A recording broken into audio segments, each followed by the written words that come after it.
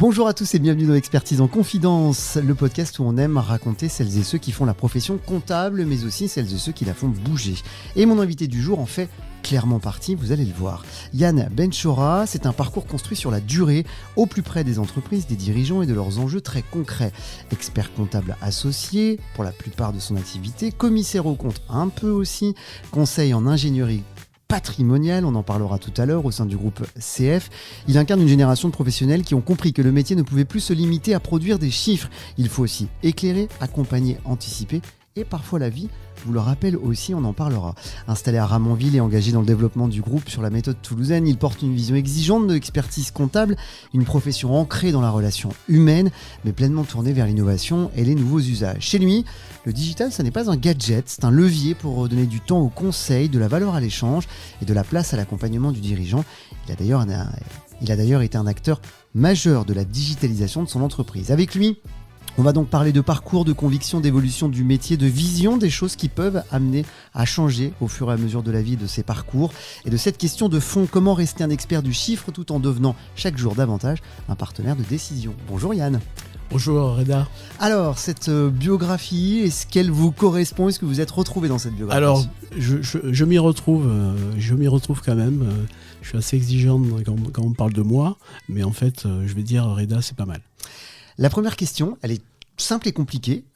Qu'est-ce qui fait que vous êtes devenu expert comptable à 90% de votre temps et un peu commissaire aux comptes aussi ? Est-ce que c'est un choix de votre part ? Est-ce que c'est l'environnement ? Ou est-ce que c'était quelque chose qui est venu très naturellement ?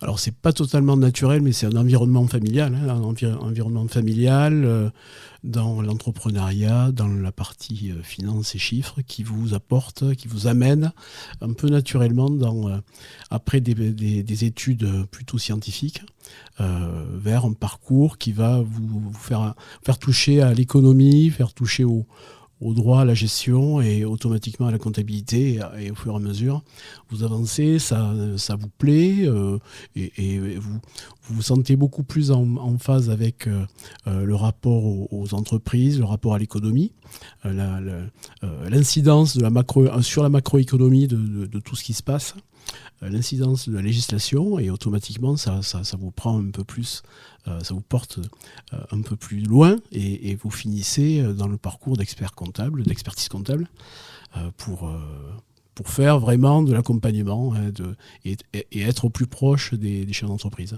Et pour autant, vous aimez quand même un petit peu le chiffre, parce qu'on ne se lance pas dans les études d'expert comptable si on n'a pas quand même un goût pour les chiffres, parce que c'est quand même quelques années après le bac. Hein. Bien sûr. On est plutôt matheux, et on a plutôt une certaine tendance à avoir quelques facilités dans ce sens, c'est clair. Ce métier, vous l'abordez comment exactement ? Il y a beaucoup de choses, on a parlé de conseil en ingénierie, de digitalisation. Comment vous le décririez, ce métier-là ? Comment vous l'approchez ? Est-ce que c'est purement technique ? Ou alors est-ce qu'il y a aussi une dimension d'accompagnement plus humain ? Ou est-ce que vous mélangez les deux en même temps ? Et si oui, dans quelle proportion ? Alors c'est un mélange, c'est vraiment un mélange. Vous pouvez être pur technicien ou moins technicien que d'autres, mais on est automatiquement en relation, en accompagnement, vraiment avec le chef d'entreprise, avec le personnel des dirigeants, en fait, les personnes qui vont travailler avec le dirigeant, avec ses conseils externes, ses salariés, et automatiquement, c'est un mélange de tout, c'est vraiment un mélange de partage, d'échange, d'accompagnement, de manière assez transversale sur tout type de sujet, qui vont toucher l'entreprise.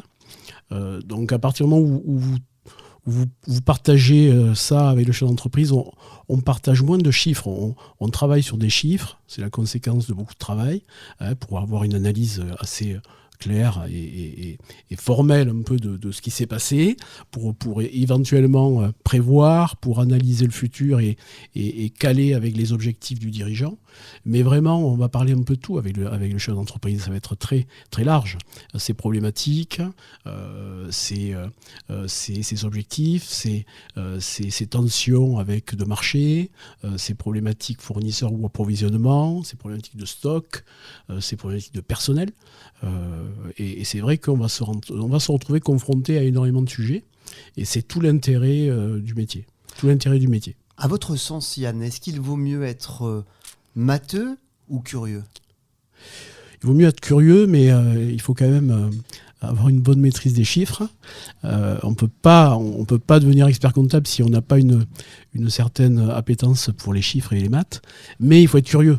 Il faut gratter sur tous les sujets. Vraiment, c'est très transversal. Donc, vous pouvez raisonner en silo sur une catégorie très, très spécifique, mais vous n'aurez pas les avantages du métier si vous restez un peu trop focus et trop exigeant sur une matière. Il faut vraiment ouvrir les chakras. Moi, j'aime bien vraiment... je parle beaucoup de notions transversales, de vision aussi transversale avec les chefs d'entreprise. Donc, il ne faut pas avoir peur de ça. Vraiment. Cette vision du métier, elle a toujours été celle-ci ou est-ce qu'elle a évolué au fur et à mesure des années de pratique et peut-être aussi de votre parcours de vie parce que je sais que dans votre vie, vous avez eu des hauts, vous avez eu des bas, des accidents de la vie, comme on dit, des soucis personnels et de santé. Est-ce que ça a fait évoluer votre vision des choses ou est-ce que vous aviez cette vision déjà claire de chakra ouvert dès le départ ? Moi, j'étais vraiment un expert comptable, plutôt chef d'entreprise. Donc, automatiquement, j'avais une vision pour le cabinet, déjà très tôt, très rapidement, de vision de marketing, de vision de commerce, de vision d'informatique, de vision de qualité de service, de vision de management, très, très tôt. Donc ça, c'est vraiment un focus, je dirais, chef d'entreprise par rapport à ça. Après, vous avez plus d'appétence pour tel et tel sujet. Entre le marketing et la fiscalité, il y a quand même un certain monde.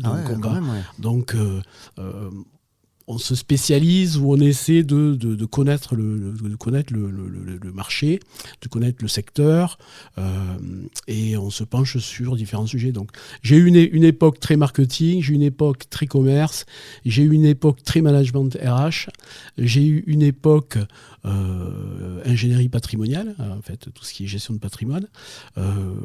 Et tout ça, ce sont des époques qui se succèdent. Bien sûr, l'époque numérique et digitale.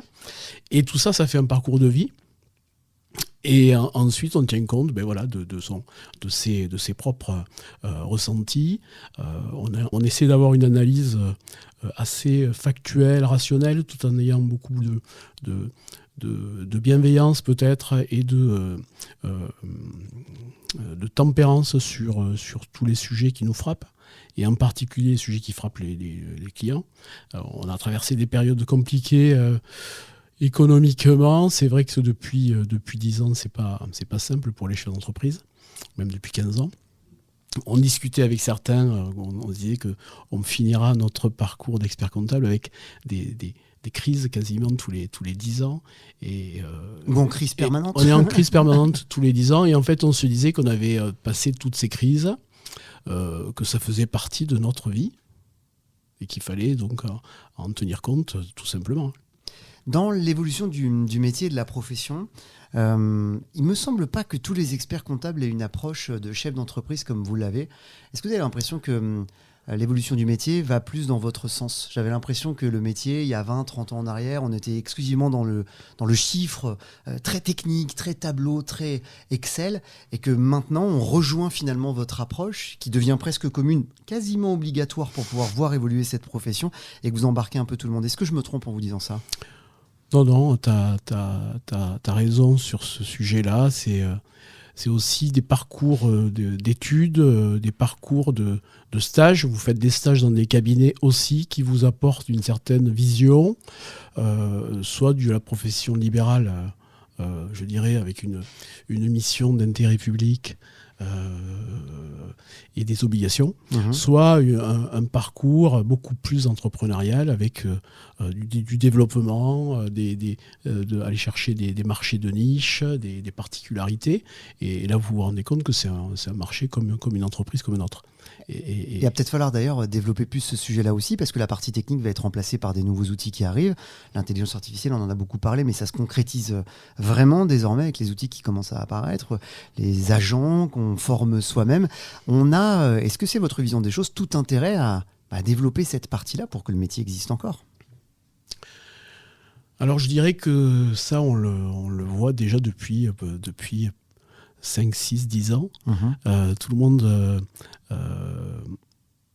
a peur un peu des robots de l'IA aujourd'hui, mais bon, on avait déjà des petits robots, des micros, comment on appelle ça, des robots qui suivaient des microprocess qui intervenaient automatiquement déjà dans nos outils il y a une dizaine d'années qu'on ne voyait pas. À l'époque, on n'appelait pas ça l'intelligence artificielle. On appelait ça des robots, on appelait ça des puces qui traitaient du codage et qui étaient traitées par rapport à ces analyses, à ces évolutions-là. Dès lors qu'on a appelé ça intelligence artificielle, ça a commencé à perturber, alors qu'on utilise déjà beaucoup de choses depuis 5 ans, sans le savoir. Il y avait des outils de pré-comptabilité que nous on a mis en place avec le groupe CF depuis 10 ans. Vous voyez, avec du machine learning à l'époque et du deep learning, qui est en fait l'intelligence artificielle d'il y a 10 ans. On n'utilisait pas le mot intelligence artificielle. Et donc aujourd'hui, je pense que ça a fait peur un peu à la profession. Ça fait peur aux professions qui sont impactées par l'automatisation donc des traitements. Alors que, bon, bien sûr, il faut tenir compte des évolutions. Mais il faut aussi prendre les bons virages, essayer d'avoir une vision stratégique à moyen et long terme pour pouvoir corriger tout ce qui peut être corrigé et apporter notre propre accompagnement vraiment en réalité aux chefs d'entreprise. Est-ce que c'est déjà trop tard pour prendre ce virage-là et le prendre en considération? Je m'adresse là un peu à travers notre discussion à la jeune génération qui nous écoute, aux experts comptables de demain et ceux qui sont déjà en poste. Vous avez quand même une approche de la digitalisation qui est certaine par rapport à d'autres confrères à travers votre parcours et ce que vous avez su mettre en place. Ou est-ce que vous dites à tout le monde, et ceci est un message, il n'est jamais trop tard pour se transformer? Alors pour les nouvelles générations d'experts comptables, je pense que c'est quand même de super opportunités. Pour les étudiants qu'on croise ici à la fac, à TSM, c'est quand même très encourageant de pouvoir effectuer notre métier avec des outils très, très performants, en mobilité complète, avec des sujets qui ne sont plus des sujets... tout ce qui est les sauvegardes, les mises à jour, l'archivage et tout ça, ça a été remplacé par la cybersécurité, le RGPD ou des problématiques qui sont totalement différentes. Mais c'est quand même chouette de pouvoir travailler où on veut, quand on veut, avec des outils ultra performants, en contact permanent avec le client. Ce qu'on n'avait pas particulièrement il y a 30 ans, on a vécu une autre époque, c'était on y arrivait. Ouais, malgré l'absence d'outils. On avait des outils, mais qui sont beaucoup moins performants, mais on y arrivait. Ouais. Les clients étaient moins exigeants, peut-être. Et on n'avait pas l'instantanéité qu'on peut avoir aujourd'hui avec nos échanges, qui rendent les relations avec les clients de plus en plus complexes. Et c'est ça qui perturbe les collaborateurs, tout le monde. Complexe, mais dans quel sens? Complexe parce qu'on est toujours dans une notion aujourd'hui de temporalité extrêmement courte. Vous le voyez au niveau des réseaux sociaux, du streaming, on est toujours en train de changer. On écoute les podcasts en version accélérée parce que ça nous parle. Pas le nôtre, peut-être pas le. Non, mais pas le tien. J'espère pas. Mais on a besoin de vitesse, et le chef d'entreprise a besoin de vitesse. Il n'a pas posé la question, il nous a pas posé la question, qui cherche déjà la réponse sur son intelligence artificielle chez lui. Il demande confirmation, il veut les chiffres avant tout le monde, alors qu'il n'a pas produit toute la data, parce qu'il est en retard par rapport aux éléments qu'il doit nous produire, parce qu'il ne suit pas le processus qu'on lui a prescrit. Parce qu'il n'a pas le temps et parce qu'il n'a pas les bons outils et parce qu'il dit que ça ne sert à rien. Et donc on est un peu dans un cercle qui est complexe, complexe pour les collaborateurs. Alors qu'avant on fonctionnait avec notre bonne entreprise publique, La Poste. C'était un autre temps, je pense. Un autre temps dans l'époque, un autre temps en termes de temporalité. Et donc, on avait beaucoup plus de, je dirais, d'acceptation de cette lenteur et qui nous donnait quand même une certaine nostalgie parfois, parce qu'on se rend compte qu'aujourd'hui, avec tous les outils, on ne va pas plus vite. Globalement, on a l'impression d'aller plus vite. On ne va pas plus vite parce que le client il veut l'information encore plus vite. Faire l'éloge de la lenteur, un petit peu. Donc c'est ça. Et donc parfois je dis, mais est-ce qu'il ne faut pas ralentir, mettre le frein à main un peu, se poser. Donc je dis souvent aux collaborateurs de prendre le temps d'analyser les choses. Pareil aux clients, les clients doivent se poser aussi pour avoir une réflexion saine sur leur situation.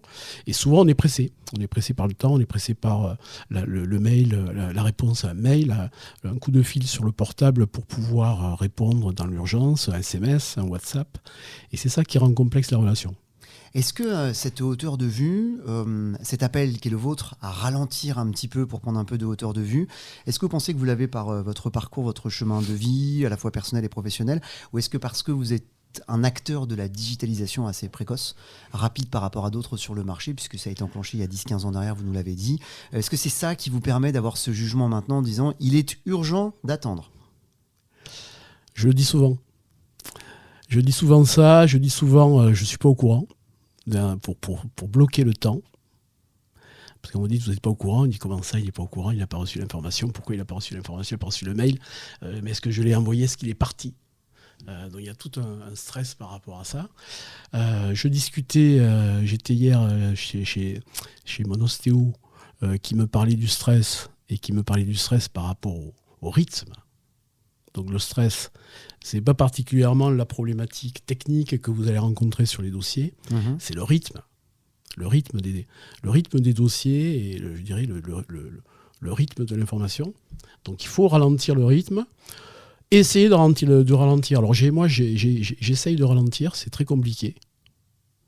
Malgré, comme tu dis, le parcours de vie, j'essaye de ralentir, mais c'est très compliqué. Est-ce que c'est compliqué de se ralentir soi-même ou est-ce que c'est compliqué de ralentir ses clients et de leur faire entendre ? Alors c'est compliqué de se ralentir soi-même, c'est compliqué de ralentir ses clients, parce qu'ils sont contraints au contexte économique, aux problématiques locales, régionales ou nationales ou internationales. Donc c'est très subjectif, ce que je vais dire. C'est totalement une approche particulière, mais c'est vrai que on voudrait aller plus vite, mais en fait c'est compliqué. Et on se rend compte que les clients ne peuvent pas aller plus vite non plus.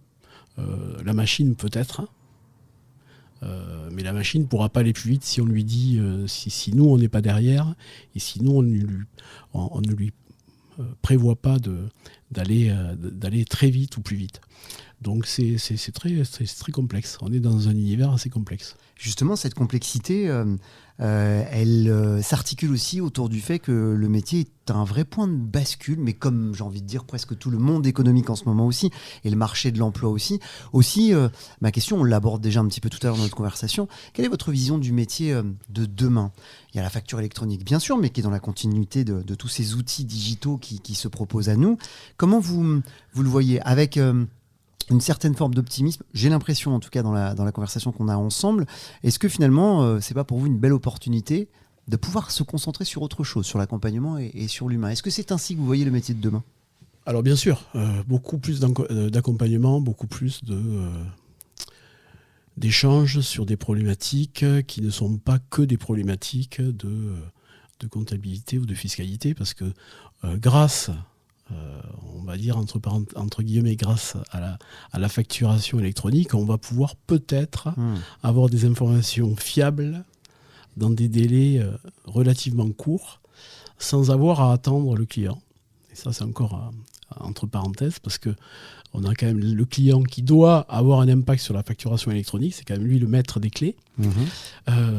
Donc j'espère que ça va pouvoir déboucher sur vraiment un accompagnement beaucoup plus intelligent, beaucoup plus mature, beaucoup plus dynamique que ce qu'on peut faire aujourd'hui. C'est vrai que la profession attend ça depuis longtemps parce que tout l'administratif lié économique pour un chef d'entreprise, c'est complexe. Tu dois le voir toi aussi au quotidien. Et je pense que la facturation électronique va apporter au chef d'entreprise d'abord un confort de suivi de sa gestion. Et je vais aller au-delà de sa facturation propre. Hein, je veux dire, avoir une vision de toutes ces factures, de tous ces frais, de manière assez globalisée, synthétisée, classée et dématérialisée. Et ça, aujourd'hui, on a peu qui ont quand même cette vision-là. Et donc, ils ont du mal à faire une analyse de leurs propres dépenses, de leurs propres engagements. Et on les voit souvent un an après en nous disant ah mais non, c'est pas possible, j'ai pas fait ça. Ah ben si. T'as invité tes clients au match du Stade Toulousain sur une loge, ben oui, mais non, c'est pas possible, c'est à quelle date? Alors vous lui sortez la date, vous lui sortez la transaction, vous lui sortez la facture. Un an après, il a quasiment oublié ce qu'il avait fait. Ouais. Donc c'est qu'ils prennent conscience quasiment en temps réel de ses propres engagements. Ce qui lui permettra d'être un peu plus à même de piloter beaucoup plus facilement son entreprise. Et vous, Yann, et ce sera une forme de dernière question autour de la profession, avant un moment de conclusion que j'aime beaucoup parce qu'on va parler chiffres une dernière fois avec un petit gimmick de fin de podcast. Vous, concrètement, si on devait retenir une ou deux actions qui vont vous être possibles grâce à ce temps gagné, grâce aux outils, grâce à la digitalisation et grâce tout simplement à l'évolution du métier, un ou deux points où vous dites là, moi j'aime mon métier parce que désormais je vais pouvoir faire ça, j'aurai le temps de pouvoir le faire. Alors ça peut être par une prise de conscience des entrepreneurs que vous accompagnez, ça peut être tout simplement par du temps dégagé dans l'exercice parce qu'il y a effectivement moins d'actes mécaniques à réaliser. Lesquels seraient-ils ? C'est aussi, à travers ma question, vous pouvez très bien me répondre, Yann, en me disant « Pour l'instant, je ne sais pas et je vais le découvrir demain ». L'idée, c'est qu'on puisse gagner du temps, mais qu'on puisse remplir ce temps gagné par d'autres missions, d'autres accompagnements. Et, en tout cas, dans votre souhait. L'idée, ce serait vraiment d'avoir des alertes, des alertes qui soient données quasiment en temps réel sur nos dossiers, avec un sujet particulier sur une facture ou sur un niveau de stock trop important, un niveau de trésorerie, même si ça aujourd'hui on peut avoir ces alertes-là, sur une facture client qui peut alerter, qui peut nous alerter. À partir du moment où vous avez les informations quasiment en temps réel, on peut piloter des alertes pour le client, pour le collaborateur qui traite le back-office, et pour le collaborateur ou l'expert comptable qui va être plutôt en front office avec le client. Et ça, avoir un tableau de bord, de dire attention, aujourd'hui il faut que tu appelles un tel, parce qu'on a vu les informations hier qui sont arrivées sur la plateforme. Il y a un truc qui ne va pas sur ça, il y a un truc qui ne va pas sur ça. Il a changé de voiture, ou il a acheté une machine, ou il a demandé un financement. Et ça serait d'avoir quasiment un coup d'avance. C'est une révolution parce qu'on n'attend plus un an le bilan comptable pour pouvoir agir. Ouais, mais là, on n'est plus du tout dans le bilan, on est déjà à l'intérieur du bilan. Ouais, d'accord. On est déjà à l'intérieur. Et donc, alors là, du coup, c'est l'intelligence artificielle qui te pilote ton agenda du lendemain. Et alors ça, c'est un autre sujet. Ouais, ça, est-ce qu'on est prêt à tout déléguer ? C'est ça. Se laisser l'intelligence envoyer les mails soi-même, les alertes soi-même. Est-ce qu'on est prêt à fermer les yeux ? Ça, c'est une question d'éthique et de rapport personnel à la technologie aussi. Il faudra peut-être mettre des barrières, dire jusqu'où mon petit robot qui pilotera mon agenda et mes mails, jusqu'où ira-t-il ? Donc il faudra sûrement aussi piloter son périmètre pour avoir notre propre liberté de penser, liberté d'action. Ou à l'inverse. Parce qu'il y a une autre question aussi qui se pose, c'est que des fois avec l'IA, elle peut être plus performante que nous aussi. Moi, je prends l'exemple de la conduite accompagnée par intelligence artificielle, par exemple. On dit non, jamais je laisserai mon véhicule conduire tout seul et prendre les commandes. Pour autant, on le laisse faire un métro, par exemple, la ligne 14 sur Paris ou d'autres lignes automatiques. Oui. Donc, est-ce qu'on n'aurait pas, sur certains points, intérêt à laisser l'intelligence artificielle qui aurait justement des décisions qui sont dépassionnées, qui sont plus pragmatiques sur certains points ? Beaucoup de choses, bien sûr, il y a beaucoup de choses qui peuvent être traitées d'ailleurs aujourd'hui, même si on essaie de contrôler tout ce qui sort, on essaie de maîtriser l'utilisation de l'intelligence artificielle dans nos cabinets, avec des process bien calés ou des réseaux bien fermés. Mais c'est vrai qu'il y a beaucoup de choses qui peuvent être... on peut laisser la main sur énormément de cas d'usage assez simples dans nos cabinets, pour gagner du temps sur ce qui nous fait perdre du temps aujourd'hui. Beaucoup d'administratifs, beaucoup d'accompagnement, je dirais, d'alerte par mail ou de messages qu'on pourrait faire sans trop de difficultés. On a beaucoup de livrables qu'on produit pour nos clients qui peuvent être traités aussi par l'intelligence artificielle de manière beaucoup plus automatisée. Bien sûr, en validant les sujets, puisque nous, généralement, on signe. C'est la force de l'expert comptable, c'est sa signature. Donc, bien sûr, à partir du moment où vous signez, vous devez relire ce qui est produit. Donc avec ces alertes-là, on peut avancer, je pense, sereinement, mais en maîtrisant, comme on disait, l'action de l'intelligence artificielle. Laissez le temps au temps. Il est temps de refermer ce podcast, non sans avoir posé, Yann, une dernière petite question autour du chiffre. Gimmick de fin de podcast, de l'expertise en confidence. Est-ce que vous avez un chiffre porte-bonheur ou un chiffre marquant pour vous? Si oui, lequel et pourquoi? Je ne suis pas particulièrement de chiffre porte-bonheur. J'aime bien le chiffre 2 et le chiffre 4. C'est plutôt les chiffres pairs. C'est irrationnel, c'est comme ça? Il n'y a pas une date anniversaire, il n'y a pas quelque chose? Non, c'est pas... je ne suis pas un joueur. Donc je n'ai pas de chiffre fétiche comme certains. Mais non, moi, je pense que le 2 et le 4, ce sont des bons chiffres. On restera sur le 2 et sur le 4. Voilà. Merci Yann d'avoir répondu à mes questions. Et puis vous reviendrez peut-être pour un deuxième épisode ou un quatrième. Allez savoir. Écoutez, avec plaisir. Le 2 et le 4 nous portera chance. Merci Yann. À bientôt.